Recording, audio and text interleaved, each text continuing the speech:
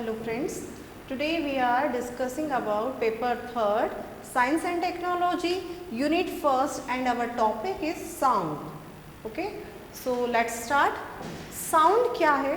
Sound is a form of energy which produces a sensation of hearing in our ear. Sound क्या है? तो ये एक energy का फॉर्म है. Sound is also form of energy. ये भी एक एनर्जी का, ऊर्जा का एक रूप है जो हमारे ईयर्स में हमको सेंसेशन देता है कि हमने कोई बात सुनी. ठीक है, सेंसेशन ऑफ हियरिंग, तो उसको बोला जाता है साउंड. जैसे कि एक हमारी आदत होती है, जैसे हमें कहीं से आवाज़ आती है तो हम तुरंत उसको उस तरफ रिस्पॉन्ड करते हैं. तो ये सारा का सारा होता है क्योंकि हमें सेंस होता है उस हियरिंग का. ठीक है, तो this is sound. Now production of sound. Sound is produced due to the vibration of objects.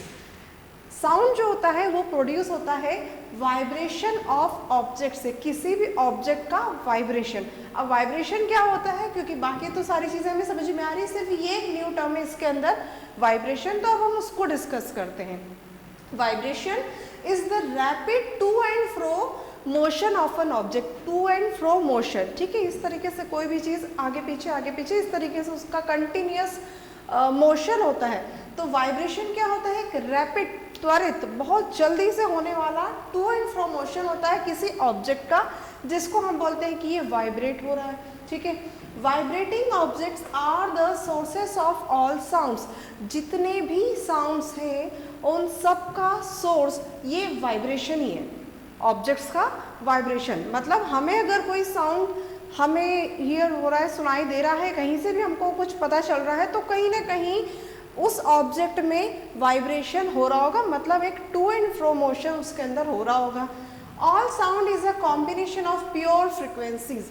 और जितने भी हमारे साउंड हैं वो सारे के सारे प्योर फ्रिक्वेंसीज का कॉम्बिनेशन होता है. मतलब हर एक सोर्स से एट ए टाइम आपको बहुत तरीके के साउंड सुनाई दे सकते हैं. तो वो अपनी अपनी प्योर फ्रिक्वेंसीज क्या होती हैं उसको अभी हम डिस्कस करेंगे. लेकिन वो सारे जो साउंड है वो कॉम्बिनेशन होता है एक प्योर फ्रिक्वेंसीज का. हर एक फ्रिक्वेंसी जो होती है वो प्योर होती है उसमें. अब हम बात करते हैं मीडियम ऑफ प्रोपगेशन. देखिए, साउंड को प्रोपोगेट करने के लिए, मतलब आगे बढ़ने के लिए एक मीडियम की ज़रूरत होती है. ठीक है, और अलग अलग मीडियम में ये अलग अलग रिस्पॉन्स शो करता है. अब हम बात करते हैं आगे इसमें. When an object vibrates. जब एक ऑब्जेक्ट वाइब्रेट होता है मतलब अभी हमने बात की कि जब वो टू एंड फ्रो मोशन करता है rapid. When an object vibrates the particles around the medium vibrate. Suppose ये एयर मीडियम है. ठीक है, तो अगर यहाँ पर कोई भी चीज़ वाइब्रेट होगी तो पार्टिकल मतलब बहुत ही स्मॉल होते हैं. हमने हमारे केमिस्ट्री वाले वीडियो में भी इसके बारे में देखा था कि पार्टिकल्स कितने स्मॉल होते हैं, बियॉन्ड आवर इमेजिनेशन. ठीक है, तो वो जो है इतने छोटे होते हैं, वो तो हमें दिखाई तो देते नहीं, लेकिन एक हल्का सा भी मूवमेंट अगर होगा, तो सपोज यहाँ पर एयर मीडियम है तो इसके अंदर भी आप कुछ नहीं, आप ऐसे भी कुछ मतलब मूवमेंट करेंगे ना, तो भी जितने यहाँ के पार्टिकल्स है वो सारे वाइब्रेट होना स्टार्ट हो जाएंगे. ठीक है, तो अब बात करते हैं व्हेन एन ऑब्जेक्ट वाइब्रेट. जब कोई ऑब्जेक्ट वाइब्रेट होता है तो उस मीडियम में जितने पार्टिकल्स होते हैं वो भी वाइब्रेट होना स्टार्ट हो जाते हैं. ठीक है, the particle in contact with the vibrating object is first displaced from its equilibrium position. Equilibrium position मतलब होता है साम्य अवस्था. मतलब वो जहाँ पर अपने आप को बिल्कुल कंफर्ट महसूस करता है वहाँ पर वो जो पोजीशन होती है, सारे अभी वो हिल नहीं रहा है, कुछ भी नहीं कर रहा है, इक्विलिब्रियम में. ठीक है, अब जैसे ही वाइब्रेटिंग ऑब्जेक्ट ने वाइब्रेट होना स्टार्ट किया तो उसके सराउंडिंग सारे पार्टिकल्स ने वाइब्रेट होना स्टार्ट किया. तो सबसे पहले अपनी इक्विलिब्रियम से जो भी हटेगा, ठीक है, वो कौन होगा जो डिस्प्लेस होगा, वो होगा वो पार्टिकल जो कि वाइब्रेटिंग ऑब्जेक्ट के सबसे ज़्यादा पास में है, उसके कांटेक्ट में. ठीक है, इसके बाद में the disturbance produced by the vibrating body. जो भी वाइब्रेटिंग बॉडी जो भी डिस्टर्बेंस प्रोड्यूस करती है. ठीक है, सपोज यहाँ पर तो हमने एयर मीडियम की बात करी, आप इसको वाटर मीडियम से भी कंसिडर कर सकते हो. आपने बिल्कुल ठहरा हुआ जल, पानी कहीं पर भी देखा हुआ, आप उसमें अगर एक पत्थर डाल देते हो तो किस तरीके से उसके अंदर वेव्स जनरेट होती हैं. वो बिल्कुल आराम से था, है ना, बैठा हुआ था, स्टेट ऑफ रेस्ट में था अगर एक तरीके से हम देखें, लेकिन हमने जब स्टोन्स में थ्रो किया तो उसके अंदर एक डिस्टर्बेंस प्रोड्यूस हुआ, ठीक है। उसके जो पार्टिकल्स थे वो अपनी पोजीशन से डिस्प्लेस होने लगे, हिलने लगे, वाइब्रेट होने लगे। वो वाटर मीडियम के लिए था, उसी को आप इमेजिन करिए इस एयर मीडियम में, ठीक है। तो अब हम बात करें disturbance produce by the vibrating body. जो वाइब्रेटिंग बॉडी है उसने जो डिस्टर्बेंस प्रोड्यूस किया, ट्रेवल्स थ्रू द मीडियम, वो उस मीडियम से ट्रैवल होता है, but the particles do not move forward themselves, पर पार्टिकल्स जो है वो और आगे नहीं बढ़ते, ठीक है। तो ये तो हो गई बात मीडियम ऑफ प्रोपगेशन की, ठीक है। अब साउंड वेव्स क्या होते हैं? A wave is a disturbance. अब सबसे पहले हम बात करेंगे वेव्स की, साउंड वेव्स को डिस्कस करने के पहले हम बात करेंगे वेव्स की। A wave is a disturbance which moves through a medium bye the vibration of the particles of the medium. एक वेव क्या है? एक डिस्टर्बेंस है। डिस्टर्बेंस अभी मैंने आपको जस्ट समझाया थोड़ी देर पहले, ठीक है। तो वेव भी क्या है? एक डिस्टर्बेंस है विच मूव्स थ्रू अ मीडियम, वो एक मीडियम में आगे बढ़ता है bye the vibration of the particles of the medium, ठीक है। आप इसको आप कुछ इस तरीके से भी समझो, किस तरीके से वाइब्रेशन होता है, कैसा टू एंड फ्रो मोशन होता है। सपोज आपने सभी ने रबर देखा हुआ है, ठीक है। उसको रबर को आप खींचिए, जितना स्ट्रेच कर सकते हैं करिए, इतना मत करिए कि वो टूट जाए, ठीक है। स्ट्रेच करिए, और स्ट्रेच करने के बाद जब आप उसको छोड़ देते हैं तो उसके अंदर आप टू एंड फ्रो मोशन देखते हैं। उस मोशन में कोई कहीं जाता नहीं, बस वो आगे पीछे वाइब्रेट होने लगता है, वो होता है हमारा टू एंड फ्रो मोशन।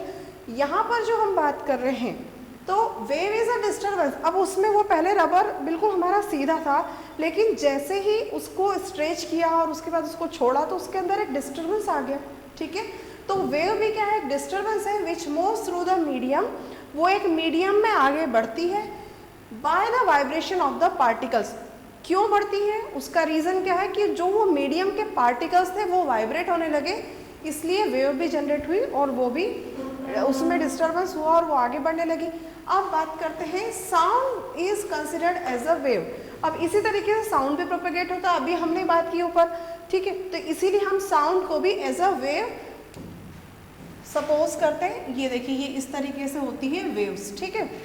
अब इसके बाद हम बात करते हैं sound wave require medium for transmission. जो साउंड वेव होता है उसको ट्रांसमिशन के लिए मीडियम की ज़रूरत होती है, ठीक है। और sound waves are called mechanical waves. और इस तरीके की जो सारी इसके अंदर व्यवस्थाएं हैं, इसीलिए हम इसको साउंड वेव्स को मैकेनिकल वेव्स भी बोल सकते हैं। अब बात करते हैं फ्रीक्वेंसी ऑफ साउंड वेव की। The number of oscillations per unit time is called the frequency of the sound wave.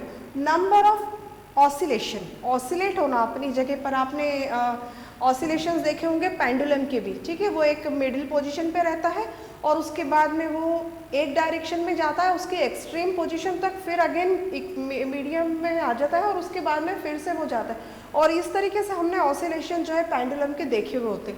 तो यहाँ पर हम बात कर रहे हैं ऑसिलेशन की ही, लेकिन बात कर रहे हैं हम साउंड वेव्स में, ठीक है, उसकी टर्म्स में बात कर रहे हैं। तो the number of oscillation per unit time, एक यूनिट टाइम में कितने नंबर ऑफ ऑसिलेशन जो है वो हो रहे हैं उसके अंदर, उसको हम बोलते हैं फ्रीक्वेंसी ऑफ साउंड वेव, ठीक है।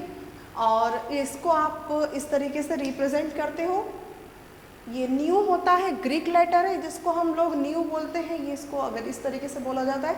और इस साउंड वेव की जो एसआई यूनिट होती है वो हर्ट्स होती है, जिसको शॉर्ट फॉर्म में HZ लिखा जाता है, ठीक है।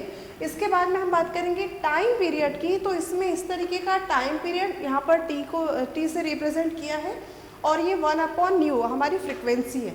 तो इसके अंदर इन्वर्स रिलेशन होता है, ठीक है। ये दोनों तरीके से हम लोग फॉर्मूलाज जो है हमारे न्यूमेरिकल्स में यूज़ कर सकते हैं। Okay, the next topic is amplitude and wavelength of sound wave, ठीक है। अब साउंड वेव के एम्पलीट्यूड और वेवलेंथ के बारे में हम बात करते हैं। देखिए, जहाँ भी वेव्स के बारे में बात आएगी तो फिर उसका एम्पलीट्यूड भी होगा और कुछ वेवलेंथ भी होगी।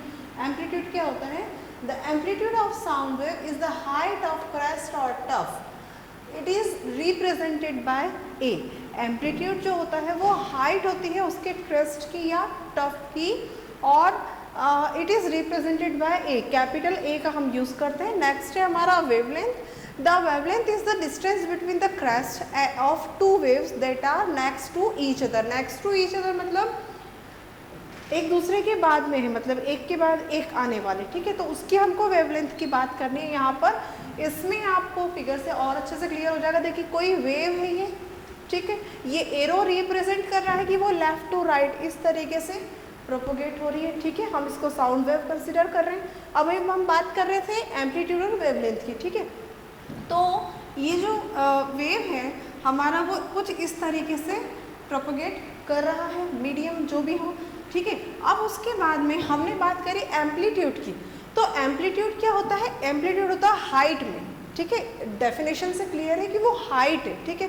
तो ये जो हमने यहाँ पर रिप्रेजेंट किया है ये हमारा एम्पलीट्यूड है। और उसके बाद में नेक्स्ट है अपना वेवलेंथ। तो वेवलेंथ क्या है? Distance between the crest of two waves that are next to each other, ठीक है। तो क्रस्ट ये देखिए ये हाईएस्ट टॉप मोस्ट जो है, तो यहाँ से यहाँ तक की ये जो डिस्टेंस है इसको आप वेवलेंथ बोलोगे।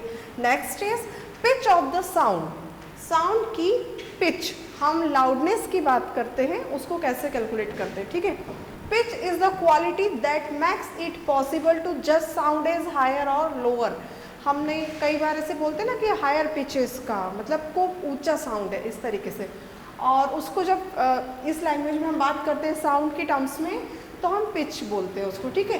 नेक्स्ट है आपका उसके अंदर, या फिर कभी कभी हम बोलते हैं कि लोअर है, मतलब बहुत धीमा सा हमें सुनाई देता है। तो उस कंडीशन में ये क्वालिटी है जो जज करती है कि साउंड कैसा है, हायर है या लोअर पिच का। The pitch of the sound depends on the frequency of the vibration. अब ये पिच किसके ऊपर डिपेंड करता है? तो हमने फ्रिक्वेंसी की बात भी करी है और वाइब्रेशन की भी बात करी है कुछ देर पहले, ठीक है। तो फ्रिक्वेंसी ऑफ वाइब्रेशन के ऊपर कि वाइब्रेशन की फ्रिक्वेंसी कितनी है उसके ऊपर pitch of the sound, sound की पिच डिपेंड करती है। कैसे? If the frequency is high, अगर फ्रिक्वेंसी हाई है, मतलब फ्रिक्वेंसी हाई होने का मतलब क्या है? Number of oscillation per unit time ज़्यादा है, बहुत तेज़ी से वाइब्रेट हो रहा है वो, तो उस समय पर आपकी जो पिच होगी साउंड की वो भी हायर होगी, ज़्यादा होगी। और अगर फ्रिक्वेंसी लो है तो साउंड की जो पिच है वो भी लो होगी। The next topic is audible and inaudible sound, ठीक है। ऑडिबल साउंड और इनऑडिबल साउंड, उसकी रेंज देखते हैं। देखिए सबसे पहले डेफिनेशन देखते हैं। Audible sound, sound which can be heard by us are called audible sound. ऐसे साउंड जो कि हम मतलब ह्यूमन बीइंग सुन सकते हैं, ठीक है, हमारे द्वारा जो साउंड को सुना जा सकता है उसको हम बोलते हैं ऑडिबल साउंड, ठीक है। तो इनऑडिबल क्या होगा? Sounds which are not able to hear are called inaudible sound. जो हमें साउंड तो है लेकिन हमें नहीं सुनाई दे रहा है, ठीक है, इसलिए उसको हम साउंड की कैटेगरी में तो रखेंगे, लेकिन हमारे ईयर्स की, ह्यूमन ईयर्स की एक फ्रीक्वेंसी रेंज है जिससे कम या उससे ज़्यादा वो नहीं सुन सकता। तो इसका मतलब ये तो नहीं हुआ कि वो जो वेव्स है वो साउंड वेव्स नहीं रहेगी, ठीक है। इसलिए हमने यहाँ पर रेंज रखी है ऑडिबल साउंड और इनऑडिबल साउंड। तो इस तरीके से हम देखें तो साउंड जो है वो दो तरीके से आप कैटेगराइज कर सकते हो।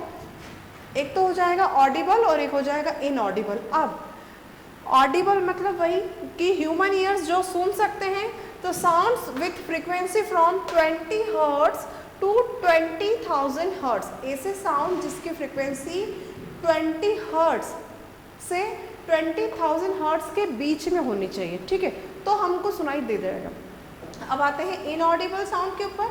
Sound with the frequency less than 20 hertz, अगर 20 हर्ट्ज से कम है, ठीक है, तो वो भी इनऑडिबल की कैटेगरी में आएगा।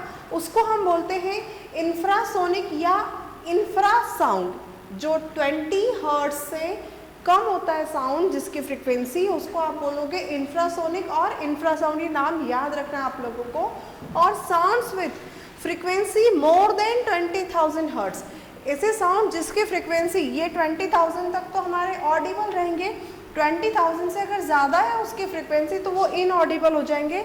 और ऐसे साउंड्स को आप बोलते हो अल्ट्रासोनिक और ultrasound. Okay, so the next topic is noise and music, ठीक है, बड़ा ही इंटरेस्टिंग सा टॉपिक है ये। Noise, the unpleasant sound is called noise. Unpleasant sound जो हमको बिल्कुल भी सुनने में मधुर नहीं लगता, जिससे हम इरिटेट होते हैं, वो नॉइज़ होता है। इसी के opposite the pleasant sound is called music.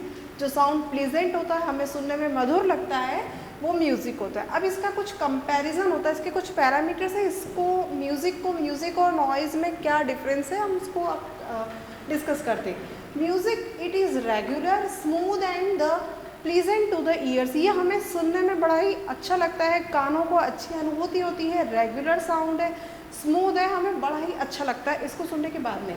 लेकिन नॉइज़ ये हार्ड होती है, डिस्कॉर्डेंट होती है and unpleasant to the ear. मतलब जो भी आवाज़ है वो हमको बहुत ज़्यादा, उसके बीच में कोई कोऑर्डिनेशन नहीं होता है। मतलब म्यूज़िक में जो हमने बात की थी, तो ये भी इसमें वेरियस फ्रिक्वेंसीज हो सकती है। जैसे आप कोई भी सॉन्ग सुन रहे हो तो उसके अंदर बहुत सारे अलग अलग म्यूज़िकल इंस्ट्रूमेंट जो उनका यूज़ होता है। कभी कभी वो हाई पिच पे बजाते हैं उसको, कभी स्लो पिच पे, लेकिन उसके बावजूद हमको वो प्लीजेंट लगता है, सुनने में अच्छा लगता है। लेकिन वहीं अगर हम बात करें नॉइज़ की, तो इनके अंदर जो भी इक्विपमेंट्स या जो भी चीज़ वो नॉइज़ को प्रोड्यूस कर रही है, उसके बीच में कोई कोऑर्डिनेशन नहीं होता, और इसी वजह से वो हमको अनप्लीजेंट लगती है सुनने में।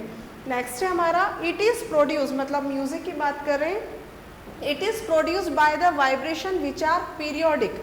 ये इनके अंदर एक निरंतरता होती है, ठीक है, एक फ्रिक्वेंसी फिक्स होती है कि इतने ही समय के बाद में वाइब्रेशंस प्रोड्यूस होंगे, किस में हाई पिच का होगा, किस में लो पिच का होगा। तो इसलिए हमको क्या होता है, वो पीरियोडिसिटी उसके अंदर महसूस होती है।